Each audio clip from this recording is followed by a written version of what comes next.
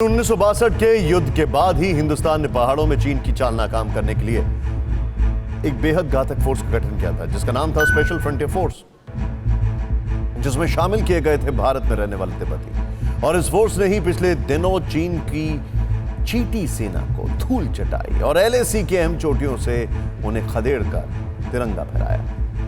आज जब उसी स्पेशल फ्रंटियर फोर्स की एक टुकड़ी शिमला होते हुए ले जा रही थी, तो तिब्बती समुदाय के लोगों ने उनका जोरदार अभिनंदन किया।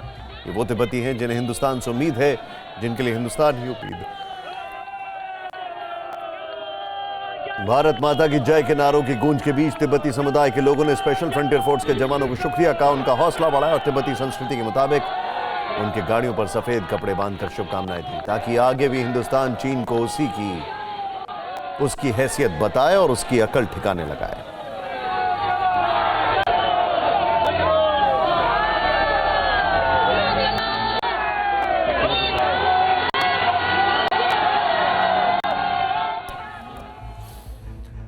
एक तरफ तो भारत अच्छी नीयत दिखा रहा है, तो दूसरी ओर चीन बुरी नीयत से पूरी दुनिया को डरा रहा है। इसका अंजाम भी चीन को ही भुगतना होगा।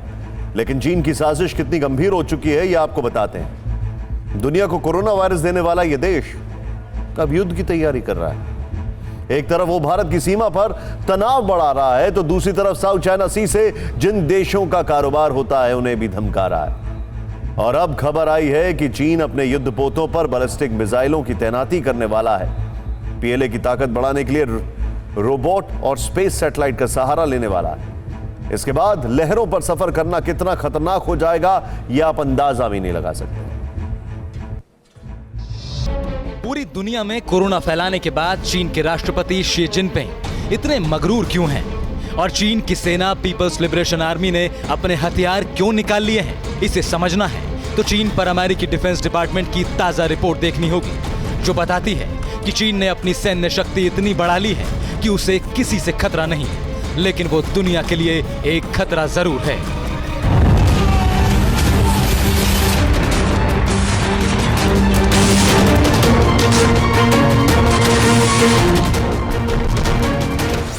अमेरिका की पहली रिपोर्ट के मुताबिक पीपल्स लिबरेशन आर्मी की नेवी अपने नए युद्धपोतों पर एंटी शिप बैलिस्टिक मिसाइलों की तैनाती करने जा रही है।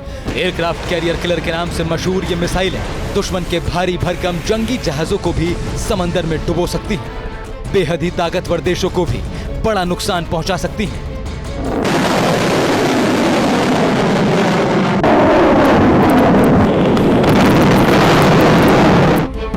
ये पहली बार है जब कोई देश अपनी जंगी जहाजों पर ऐसी मिसाइलें तैनात करने जा रहा है।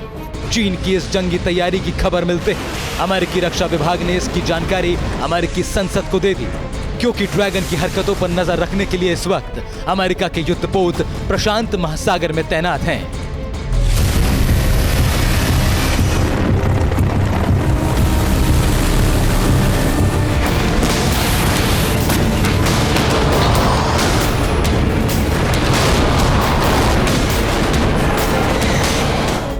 अगर चीन ने अपने युद्धपोतों पर एंटी शिप बैलिस्टिक मिसाइलों की तैनाती कर दी, तो अमेरिका के साथ साथ प्रशांत महासागर में चीनी दादागिरी का मुकाबला कर रहे देशों की नौसेना खतरे में आ जाएगी।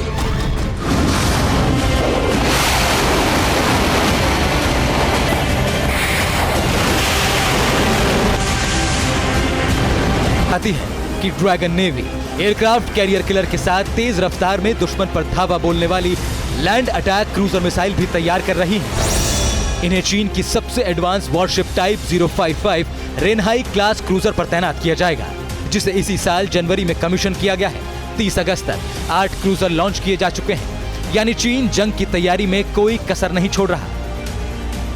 ये दबाव बढ़ाने के लिए चीन अब ये मिसाइल्स जो है या जो लॉन्ग डिस्टेंस मिसाइल्स हैं, इनको अपने युद्धपोतों के ऊपर तैनात कर रहा है, यानी लगा रहा है, रेडी कर रहा है, सिवाय इसके कि वो दिखा के दबाव बढ़ाना मांगता है। चीन स्पेस टेक्नोलॉजी के जरिए दुश्मन की मिसाइल को हवा में ही मार गिराने वाली काइनेटिक किल मिसाइल, ड्रोन को धाराशायी करने वाले ग्राउंड बेस्ड लेजर्स और आसमान से दुश्मन पर नजर रखने की क्षमता दोगुनी करने के लिए सर्विलांस स्पेस रोबोट तैयार कर रहा है। इसके अलावा इलेक्ट्रॉनिक वॉरफेयर के लिए सैटेलाइट जैमर, लेजर और माइक्रोवेव के जरिए हमले के लिए डायरेक्टेड एनर्जी वेपन और साइबर हमलों को अंजाम देने की ताकत बढ़ा रहा है। अमेरिका की ये रिपोर्ट भारत के लिए भी खतरे की घंटी है। हालांकि इसरो और डीआरडीओ की टीम बहुत तेजी से लेजर हथियारों पर काम कर रही है। भारत के 19 सैटेलाइट इस वक्त आसमान से दुश्मन की हर हरकत पर नजर रख रहे हैं, सरहद की निगरानी कर रहे हैं। लेकिन एंटी सैटेलाइट एक्टिविटी में भारत अभी भी चीन से काफी पीछे है, यानी कि स्पेस वॉरफेयर में माहिर ड्रैगन से बेहद ही सावधान रहने की जरूरत है। जब troops eyeball to eyeball contact में रहते हैं तो ये टेक्नोलॉजी का इतना असर नहीं होता है।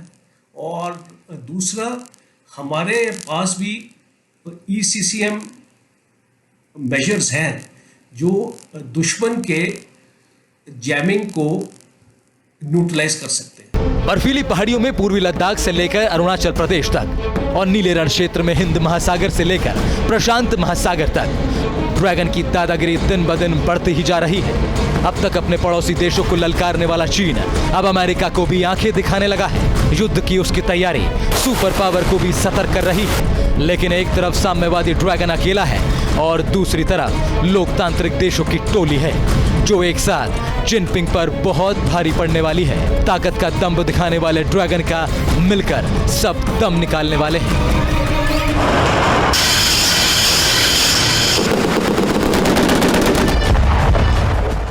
परवाह देश की, सोमवार से शुक्रवार रात 10 बजे TV9 भारतवर्ष पर।